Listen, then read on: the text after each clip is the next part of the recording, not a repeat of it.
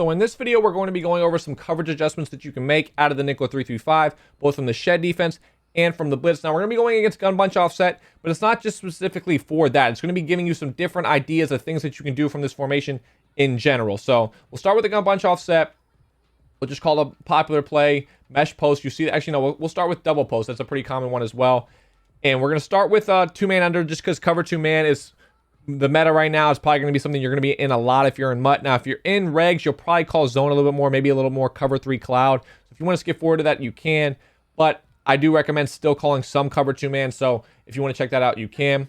Now, you want this to look exactly like the blitz. So you want to disguise it. So starting off here, we're just going to press and shift the line and crash out, right? So just to start it off, this looks like it could be the blitz. You're going to be usually trying to user this player, this middle linebacker, if possible, just so you can keep the same exact look as the blitz. So maybe you want to replace this with the, you see the blitzing player, replace yourself, manning that up to the tight end, and then going from there. So you're using here so it still looks like it could be the blitz. Now, from cover two man, there's some different things you can do. If you don't want to shade up over top, so it'll do a little bit better job, you'll get good presses. You want to keep these deep halves. Now you can move them down some. Something I like to do is actually just move these like down and outside a lot, because I feel like it can do a little bit better job of knocking out like crossing patterns and stuff. But if you don't want to shade, if you don't really care about the press, and you want to just shade over top to stop any streaks and fades, you could start using putting these players into zones. So on top of that, you can also spy any of your players that you want. Now, you're ideally going to want your best pass rusher still rushing. So like Fletcher Cox, I probably wouldn't spy. Brandon Graham, I probably would not spy. But you have Avery here, who is actually pretty fast, who would be a good spy. So you can do something like that. Now, if they have a slower QB and you don't need to spy them, you can start putting this player in zones, which can be like a vert hook there, or maybe like a hard flat there. Something like that. So that's something you could do.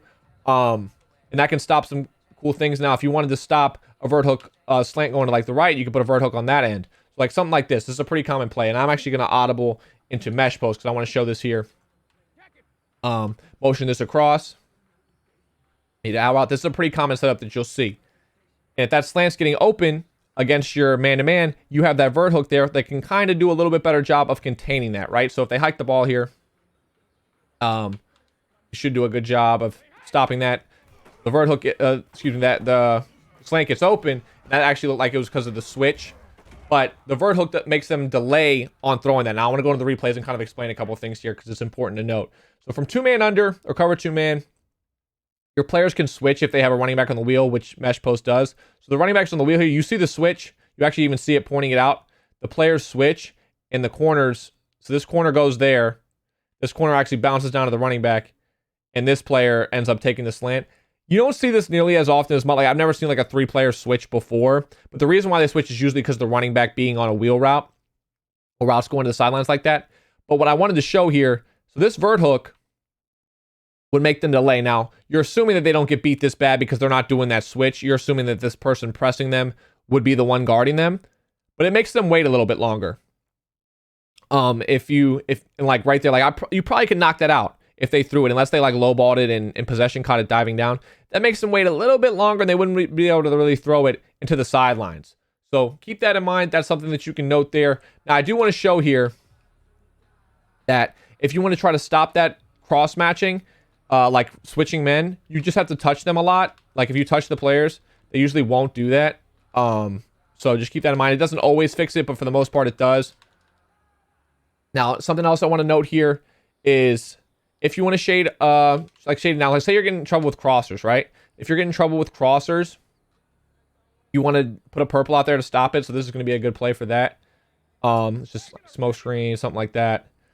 Maybe they out route the tight end, something like this, right? Or maybe even if they streak here. Just what we're focusing on here is the crosser. So you want to take that away. What you're going to want to do is shade up to prevent yourself from getting beat over the top. And you can put this player in a purple. And then since you're shading over top, you don't have to keep this player either. Maybe put them in a purple. And this is going to be your user. So you're going to be hovering down here like it's the blitz. So maybe that's something you could do, right? And then we're just going to imagine here that these are 25-yard purples to stop the crossing route. So like the ball here. I actually used it, but you imagine here now the 25, the purple's not on 25, so it actually wasn't there for it. But I just want you to see here in the replays that it would guard it. That's something that you can look at. We're going back here. You see here that this 25-yard purple, if dropping back, if it was actually set to 25 in your coach adjustments, and I've shown that in multiple videos, so I don't want to just waste your time by showing it here, it would be here guarding this underneath it, kind of sandwiching it with the man-to-man. Now, I want to go over a couple other things from man-to-man with the shade up. So if you're shading up, again, you don't really have to worry about streaks or fades. You really just have to worry about deep, like S-posts and stuff like that, and I will show one S-post from this bunch. But what you want to do, maybe like, so you want to take away the crossing route, so you put a purple here, and maybe they're doing a running back on a Texas route. So let's go back to double posts, and maybe they're doing a Texas route here, and then maybe they're doing like a drag here. So maybe this is their setup, something like this, right? Maybe they're putting an actual flat on the tight end, something like that. And you want to stop that Texas route. You can take this safety and cross man it on the running back, just like this. And then you could take this player who no longer needs to be manned up to the running back, right? Put them in like a hook curl, like this. And then man this up here. And then you're good to go. And then you actually have some freedom here to put this the end that you don't want rushing. I forgot to shift them here. But the end that you don't want rushing in a spy, like this.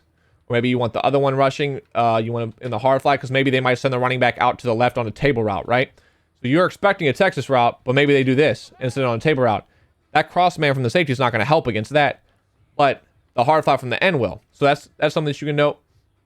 So you can do that. But it's assuming on the Texas route here, that would stop that. And really what you're just looking for is anything going deep. And I'll show you after this play something that you could be looking for when going deep. And then that drag's taken away. And you see I wasn't really lurking very well, but that post could have been open deep, right? You go on the replay here. But if I use the right route, if I'm ready for it, nothing is really open. So you see here, let's look. The drag gets a little bit open on the man-to-man, right? But then you have the hard flat here. So it's not going to be very big gain. You have the C route going here, but you have the purple or the hook curl out there just to kind of sandwich that. The table route, the angle route, cross man from the safety, not going to get open against the safety. If I use this post, nothing's really open, right? Now, I want to show you that route beats man, but you can beat man deep with PA dig fork. That S post could beat man-to-man deep. So you need to be looking out for that from other formations, not just bunch, from other formations. So say we're doing the same exact setup. We're shading up here, and we put this player in a purple. And then we want to cross man the running back just like we did before. So let's put this on Y. And then we want to put this player in a hook curl just like this. Maybe we put this player in a hard flat. And again, we got to shift. So this is the look here. Man this up to the tight end. You're free to use her, right? So it looks like this. And you see that deep S route coming out. So let's just set this up a different way. So maybe like they have an out route here, drag here, and like a corner route there. Something like this. Now the C route's not going to go nearly as deep as it looks. You don't have to worry about that. And then maybe like a Texas route. This is the look, right? So if you see this and you're looking, then hook curl. So if you see this S route, as soon as you see it, oh, they're going. You see that quick little burst? You got to be on it, and they're going deep. Now, Scotty Miller isn't the greatest route runner, so it's not going to get open deep. But if they have a really high deep route runner, over 90 on All Pro, over 85 on All Madden, it should get really quick cuts and get open deep, especially if they have great speed as well. So once you see that S post, and you should be looking for this S post in any formation. They have one in gun strips tight end. They may have them in other formations like gun spread. They have those, so you need to be looking out for them, and you can use it going deep like that. And nothing else is really going to get open short. Like they could throw this out route maybe for a few yards. The angle route's not really open. The drag, not really going to get you anything, even if he beats the man-to-man, because you already have a hard flat and a hook curl there sandwiching it. The 25-yard purple would still do a pretty good job against the C route. Imagine we had him on 25. This is set to default, and we're using the S post deep. So a lot of different things you can do out of the man-to-man. Now we'll go into zone here, and I'll just start with Tampa 2, and we'll just be quick in this because I wouldn't recommend using a lot of Tampa 2 when you're in zone. Other than when we're blitzing, and then we'll go to cover 3 cloud, and we'll go over the blitz last. So if you are going to be in cover 2, what I would recommend doing is taking away anything to seam. So right away, I would man coverage that player on RB to stop any seam streaks, anything like that. You don't want to allow them to get any seam streaks. Now, you can also seam streak from B going deep. I wouldn't really worry about the tight end as much. So if you want to worry about that, you can man this player to B, or something else you could do would be, and let me reset here to Tampa 2. Something else you could do is crossman this player to B, and it should take away most seams as long as they have decent speed to kind of get there. So like if they're in something like a flood, something like this, and they try to go down the seam, that should get there. So if they hike the ball here, and again, we have to shift our line. I'm trying to go through the adjustments here. I'm not remembering to do the shift of the line here, but let's just spy Avery. So it looks going to look like this. They hike the ball. You see that player gets back there to stop anything that's going to be in the seam. We're using the in route. Nothing's really open downfield. So that's another adjustment you can make out of cover 2. When you go to cover 2, you really have to worry about anything going down the seam. So like if they were in PA fork, just like this, just like before. If this was their setup, you might have to worry about that splitting the seam streak down the field. So if you were in the Tampa 2, just to do a decent job of it, because the D pass will sandwich it with the cross man and should do just fine. So looking like this. And when they go to the S post, it's not going to be able to split anything because you have the man-to-man kind of sandwiching it with the D pass there. So that's really just all you have to worry about from Tampa 2, as long as you're taking away anything that's going down the seam, any skinny posts. So like something like this, if they were in just like flood again, if they did a skinny post outside, something like that on the left, just worrying about those things getting down the middle of the field on you, because you can really split deep paths pretty easily this year for big gains, and something you have to worry about. So that's something I would definitely be concerned about. If I'm seeing it, I'm making sure I'm lurking the left side for the skinny post. I'm making sure I'm looking for the S post coming from the right. And again, seam streaks are really key. I can't stress that enough, because seam streaks can get open downfield for a lot of yards against cover 2. So now I'm going to call timeout. I'll go to cover 3 cloud. Then we'll get back into the Tampa 2 blitz, and I'll quickly show a couple adjustments from there. If we look at cover 3 cloud here, we go over to bunch offset, and again, we'll just call double post. So if we're in cover 3 cloud, you don't have to worry about the seams nearly as much. And you just have to kind of worry about, okay, what are going to get open over the top, the crossing, like over the top on the sidelines, crossing patterns, deep corner routes, stuff like that. So if you're worried about crossers going to the right, or deep corners going to the right, you can put a purple there. If you're worried about crossers from the tight end or from double post, you can put a purple on the left side like that. So if they're in double post, that crossing pattern can get open. So you're looking at the left here with this crosser. That purple will stop that crossing route. If they have a crosser from the tight end, so let's go back to flood. Maybe they'll do this, and they'll put a crosser on the tight end, do something like this, right? And let's smoke screen there, something like this, right? The purple will stop that crosser going across. So that's really what you're looking for. Crossers going across the field. If they're in mesh post and something like this. Now, keep in mind, again, these are adjustments for other formations, not just necessarily for bunch. So again, if you are facing another formation that's doing these type of things with crossing patterns or with slants, you can stop those things. Now, if you want to worry about mesh post, you could put this on the running back right here, and you could stop the running back wheel. You see it. You see how they're like, they have a slant and a post going. You have this player to stop that running back wheel route. You see from the left, and then you can use the slant and the post. So if they hike it, you allow this slant. Okay, the hook curl is going to take that away now, and you bounce back. That cloud flat will bounce back, maybe even bait them into a pick there. So we'll go back to the replays here. And if you look, they have a window to throw the slant, but if they are anywhere late on this read, they could end up being a pick. So you lurk the slant for a second, the wheel's taken away, you bounce back to the post. They have a window here. They could throw the slant right there for sure. But if they wait any longer, this cloud flat's making a play now. And that could easily result in a mistake right there for a pick and force a turnover. One last thing I did want to note, I actually want to go back to cover 2, man, before we go to the blitz, is if you're shading over top and they do this motion, this is just really strictly for gun bunch. Whenever you see this motion, so if they're in mesh post and they go to this slant, motion across, I'm going to almost assume every time that that's going to be a slant when they motion it across.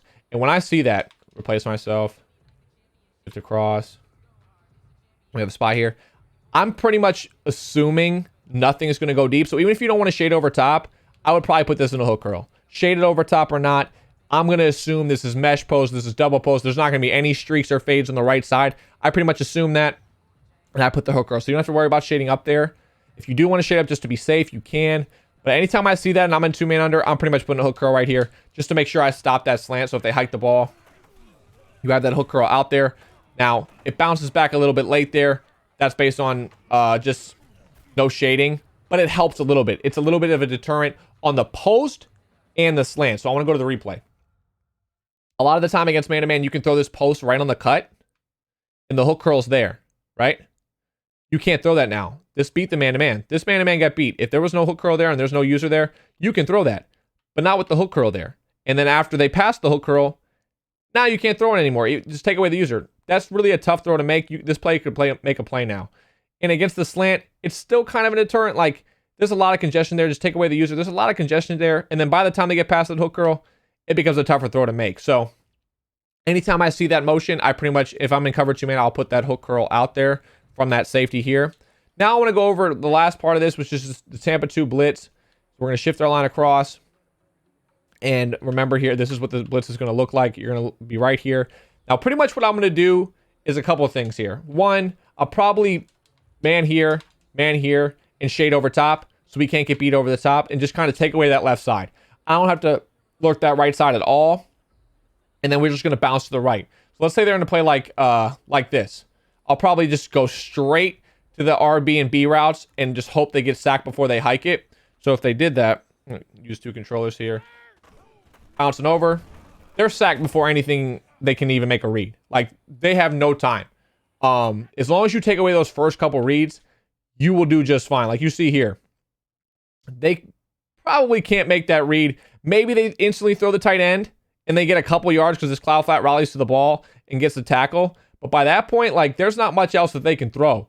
The running back wheels probably, the running back out routes probably a little bit too quick if they do throw it. The player's there to make a tackle after a couple yards. This post is probably too early to throw, something like that. And it's just going to take it away. Now, if there's something like mesh post too, it's like same thing here. If we're in this Tampa 2, we're in Tampa 2 here, and they go to mesh post. Now, if they motion across, they're going to know that you're not in man-to-man anymore. But if they see that, now if you see the players move, I would probably grab them as soon as you start that. As soon as they start that motion, you know they can't hike it till they get across. Probably grab these players and put it back in position. But this is just against gun bunch here. But for example, against other formations, you may not have to do that. Now, what I wanted to show you here is if you do the same exact adjustments and they're in mesh post, that's going to take away the wheel route. That's going to take away the out route. And again, you just have to quickly jump to that slant. So if they hike the ball here, you jump to the slant, jump to the post. They're sacked before you can really even do anything, right? So that's pretty much what I would do out of the 2 man, out of the Tampa 2. If there's a couple other things that I might do, it would be this. Maybe I would shade down and just play hard flats, and then maybe do this. Maybe create a cover 3 on the right side to take away, and with the hard flat from the safety to take away any flats to the tight end, any like early corner routes from the right. But if you're gonna do something like this, you're gonna have to quickly, as soon as they hike the ball, bounce right here to the streak. Anything that's a streak. If you don't want to be risky, you could keep that over there and maybe just put a cloud flat on the right and a hard flat on the left. That could be to take away like something like this. If they had a little C route, table route, or something like this, that would take that away quickly because they probably won't be able to throw the C route before they get sacked, but they could throw the table route and that hard flat will take it away. That's something you could do. There's not a lot of changes you can make. If you really wanted to go deep thirds like this, and you could lurk any flats yourself without having to worry about any seam streaks, that's something to do. I would probably do that over the adjustment I made before with the hard flat deep third, so you don't have to worry about getting any touchdowns. You don't want to risk giving up a touchdown on this play. But if they do that, then you can quickly jump out to the right, and they're going to be sacked before they can do very much. So that's the adjustments I would make out of the cover 2 blitz. And remember, I noted in the blitz video that you probably only want to do the blitz out of cover 2 because it lines differently than the other plays, and it allows you to get the quickest blitz possible from the slot corner. But I hope these adjustments are helpful for you. I hope they'll be able to help you stop a lot of different formations, not just gun bunch. I hope you'll use them to your advantage.